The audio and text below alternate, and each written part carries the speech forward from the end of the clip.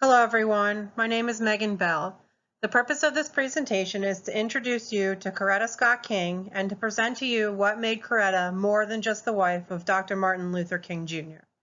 During this presentation, I'll be using photos and videos.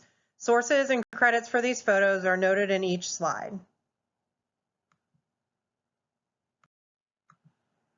Coretta was born April 27, 1927, and grew up under the Jim Crow laws. As a young child, white supremacists set fire to her family's home. Coretta's father made his children pray for the criminals and to find forgiveness in their hearts. Coretta's mother pushed education with all of her children. She wanted more than she had and more than she could provide for her children, and she knew that education was the key. Coretta took importance of education to heart, and she, along with her sister, from sunup to sundown, began working on the cotton fields, all to earn money to support their schooling. Most days, the girls earned just 60 cents. Coretta's schooling brought her to Lincoln Normal School for music. This facility had teachers of both black and white skin. For Coretta, this would prove to be life-changing. Coretta saw respect between the races and even felt that the white teachers were treating the Negro students with love. Growing up and seeing such hatefulness from white skins, Coretta, for the first time, realized there was more underneath the skin.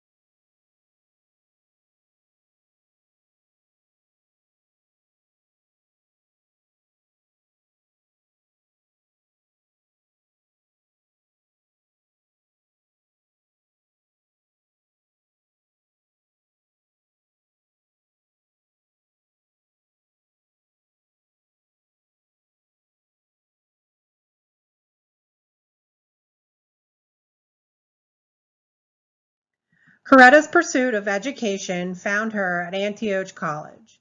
There, Coretta witnessed Progressive Party member Dr. Loud speak on candidate Henry Wallace's stance, which was to end segregation and to grant Black Americans the right to vote. Coretta was captivated after that speech. She became an active member in the college's progressive political club named Young Progressives.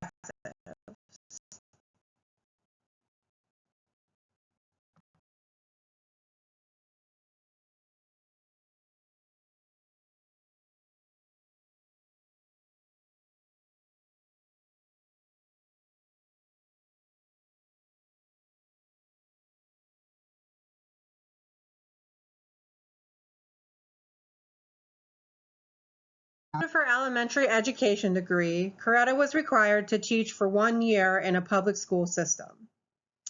Coretta attempted to teach at Yellow Springs, Ohio, but she was refused due to her color. Coretta didn't take no for an answer, and she filed a complaint after complaint. She wasn't the type of person who was content leaving hurt or harm unchanged. After Coretta challenged the segregating of teacher assignments, Coretta continued to add color to the overwhelmingly white concert performing arts scene in Yellow Springs, Ohio. To the left, you can see the letter that Coretta wrote to the college's administration and the Board of Education in protest to her being refused to teach at Yellow Springs, Ohio. Around 1951 to 1952, Coretta was introduced to Martin Luther King Jr. by a mutual friend. Coretta was originally not interested in him. She thought Martin was too short and he just wasn't her type. Agreeing, however, to go on a date, Coretta realized that Martin was who he really was, and the rest was history. She was really interested by Martin and captivated by his education. Coretta and Martin were married in 1953, but only after Coretta had the words "obey" removed from their ceremony.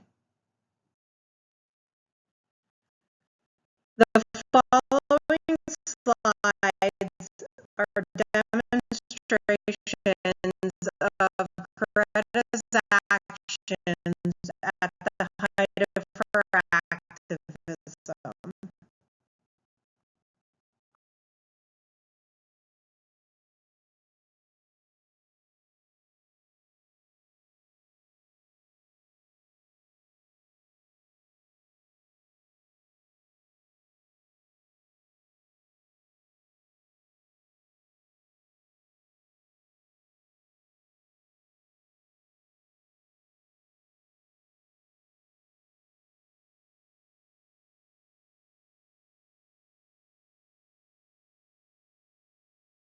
Montgomery bus boycotts, Coretta and Martin's home acted as headquarters for the Montgomery Improvement Association, or MIA.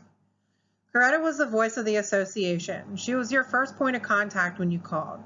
Coretta offered directions and encouraged boycotters to stay strong and to continue on.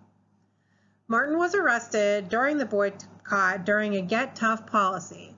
This policy was aimed at bringing an end to the boycotts. While Martin was in prison, Coretta received over 40 death threats in one day. Although Coretta continued to encourage Martin, and she even kept him focused and reminded him of their purpose. Coretta was home one evening with her young child when her house was bombed.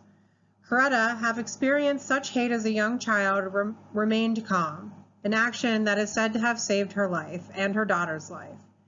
Despite even the bombing, Coretta focused on civil rights and her vision of the beloved community. She strongly opposed the Vietnam War. It wasn't that she was against the United States having a strong defense system, she just couldn't agree with all the violence and the killing that came along with the war.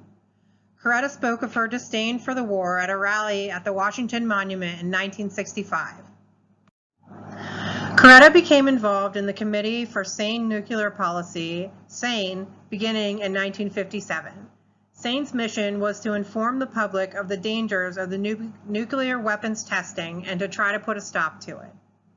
In 1962, Coretta represented SANE at the Women's Strike for Peace, where she spoke at a nuclear disarmament conference in Geneva. 1970 all the way through to 2006, when Coretta Scott passed, she continued to be an activist for the civil rights movement. In 1976, Coretta spoke in favor of Jimmy Carter at the Democratic National Convention. In 1977, Coretta was appointed 32nd General Assembly of the United Nations. In 1980, Coretta fought for sanctions against South Africa. In 1982, Coretta protested to have the Civil Rights Act amended to include gays and lesbians. In 1983, Coretta's efforts to have Martin's birthday recognized as an official federal holiday were approved. In 1990, Coretta was a commentator on CNN and co-hosted the Soviet American Women's Summit in Washington, D.C. All of Coretta's accomplishments, she credits one as being the most important, the one that made everything worth it. Coretta's biggest accomplishment was her 4 children, Yolanda, Coretta, Bernice, and Dexter. Coretta felt out of everything she did that none of it would have been worth it if her children did not know her love. All of Coretta's children are successful, which is certainly a testament to Coretta. My research for this presentation and for the paper came from Coretta's book, My Life, My Love, My Legacy. To your right is a short video which discusses Coretta's life and her book. Please enjoy. It's nearly impossible to put all of Coretta's accomplishments into one paper or to one presentation. I hope I did her justice. Thank you for listening to my presentation.